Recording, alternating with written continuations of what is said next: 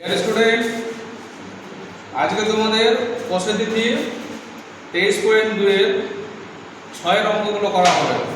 দেখাই যে এই অঙ্কগুলোতে কি হয়, দুটো সাইড থাকে, একটাকে বলা হয় বাম পক্ষ আর একটাকে বলা হয় ডান পক্ষ। বাম পক্ষটাকে বলা হয় LHS মানে লেফট হ্যান্ড সাইড, আর ডান পক্ষটাকে বলা হয় RHS রাইট হ্যান্ড সাইড। বাম পক্ষ সমান ডান পক্ষ আছে কিনা এটা প্রুভ করে দেখাতে হয়। দেখো 6 এর কত নম্বর? 1 নম্বর।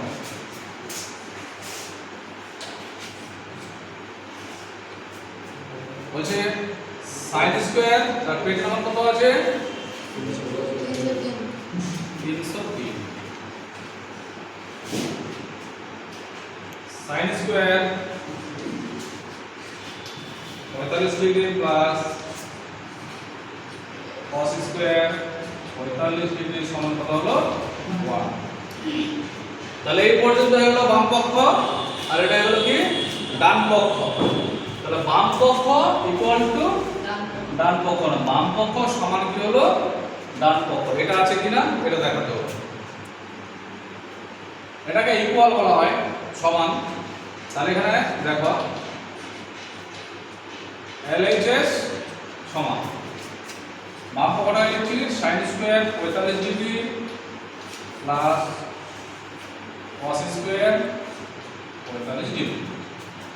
এবার কি করব, এই যে sin 45 ডিগ্রি মান আছে, মান বসাতে হবে, cos 45 ডিগ্রি যে আছে এর মান বসাতে হবে।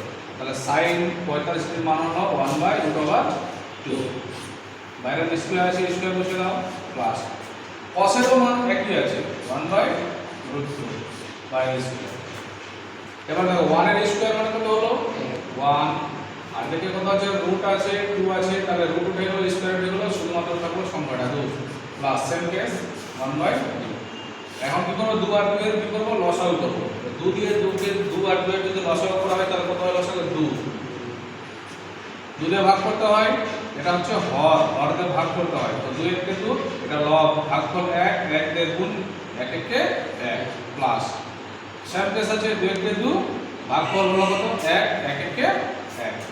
এবার এখানে 1 আর এখানে 1 যোগ করলে কত হয়? 2। 2 বাই কত হলো? 2। কাটাকাটি করে দাও, 2 কে 2 সমান কত হলো? 1।